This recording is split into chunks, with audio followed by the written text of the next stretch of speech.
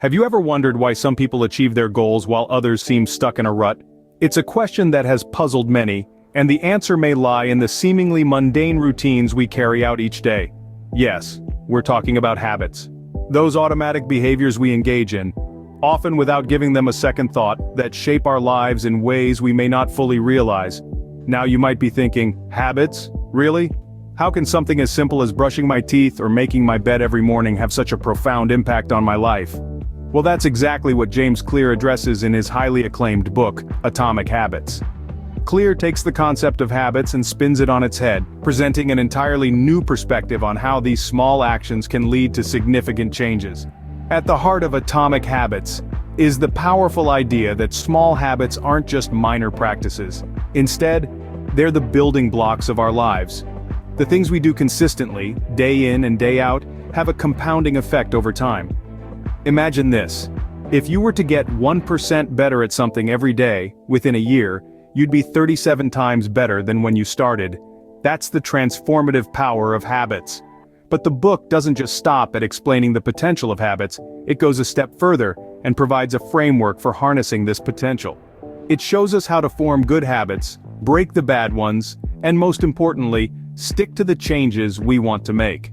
All through small, manageable steps that anyone can undertake. We often underestimate the power of the seemingly insignificant actions we take each day. But as Atomic Habits illustrates, it's these very actions that have the potential to shape our lives in extraordinary ways. So how does Atomic Habits break down this transformative power of habits? Let's delve into the chapters. The book presents a simple yet powerful framework, the 4 laws of behavior change. The first law is, make it obvious. It's about making the cues that trigger your habits clear and noticeable. If you wish to read more, for example, keeping a book on your bedside table makes the habit of reading before bed more obvious. For breaking bad habits, you'll want to make the cues less obvious. If you're trying to cut down on junk food, don't keep it in your house where it's easily accessible. The second law, make it attractive, is about making the habit something you look forward to. The more appealing the habit is to you, the more likely you are to follow through with it. If you're trying to exercise more, find a form of exercise that you enjoy. If you're trying to break a bad habit, find ways to make it unappealing. For instance, thinking about the negative health effects of smoking can make the habit less attractive. The third law, make it easy, emphasizes the importance of convenience. The easier a habit is to do, the more likely you are to stick with it. If you're trying to drink more water, for instance, always having a water bottle with you can make this habit easier.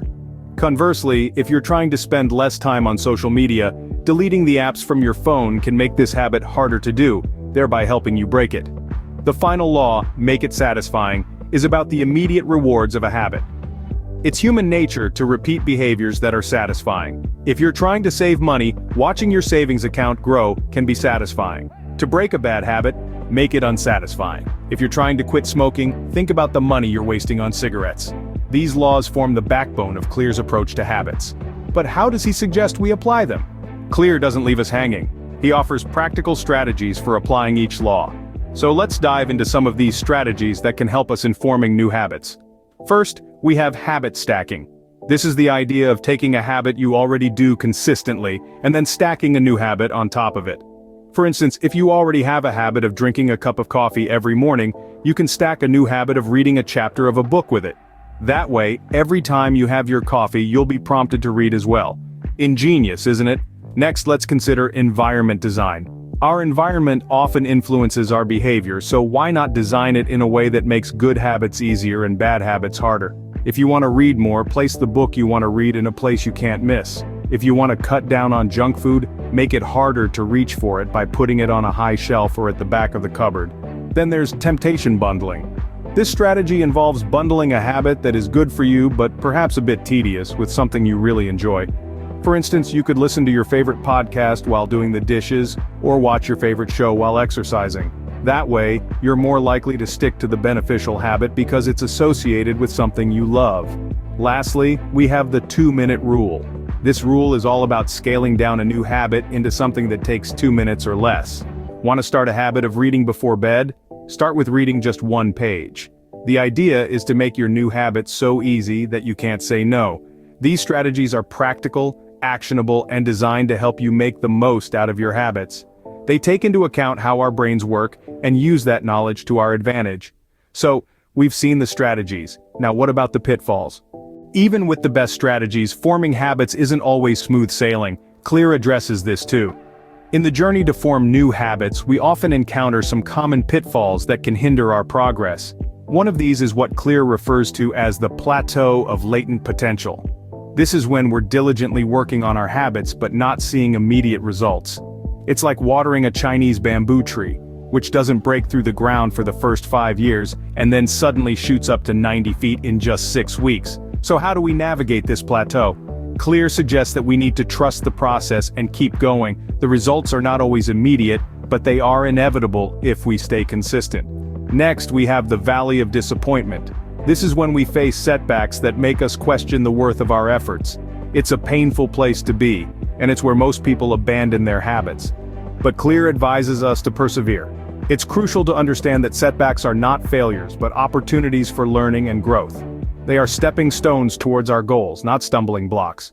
Another common pitfall is the all-or-nothing mentality. We often believe that if we can't do something perfectly, there's no point in doing it at all. But Clear encourages us to embrace the 2-minute rule. The idea is to start with a habit that takes 2 minutes or less to do. Once this becomes automatic, we can gradually expand it. This approach helps us overcome the inertia of starting and keeps us from getting overwhelmed. Lastly, we have the lack of a clear plan. Many of us have a vague idea of the habits we want to develop, but we don't have a clear plan to implement them. Clear recommends using implementation intentions, a fancy term for planning out when and where we will do our new habit. This sets a clear path and makes it easier to stick to our habits. With this understanding of pitfalls, you're better equipped to stick to your habits, but what's the overall message? So, what's the big takeaway from Atomic Habits? Let's get that question answered. The heart of James Clear's book lies in the power of small changes. It's not about making massive, sweeping alterations to your life. Instead, it's about recognizing the potential of tiny, seemingly inconsequential habits. These are the atomic habits, the little routines and tasks that, on their own, may not seem like much, but when performed consistently, can yield profound results. Let's take a closer look. Imagine you're trying to write a book. If you focus on the enormity of the task, it may feel overwhelming. But what if you shift your focus and commit to writing just a page a day? That's an atomic habit. It's small, manageable, and doable. And guess what? In a year's time, you'd have enough for a 365-page novel. That's the power of an atomic habit. Clear also emphasizes the importance of focusing on the process, rather than the goal. It's not about the finish line, it's about the journey. It's about the day-to-day tasks and routines that shape who we are and what we become. By focusing on these atomic habits, we can make lasting changes to our lives. In other words, it's not about becoming a best-selling author or winning the Nobel Prize. It's about being someone who writes every day. It's not about losing 50 pounds, it's about being someone who eats healthily and exercises regularly. By focusing on our identity, on who we want to be, we can let our habits shape our actions and ultimately, our outcomes. So, remember, every action you take is a vote for the type of person you wish to become. Start casting those votes today with your atomic habits. Each small habit you cultivate, every little routine you maintain, is a step towards becoming the person you aspire to be. That, my friends, is the true power of atomic habits.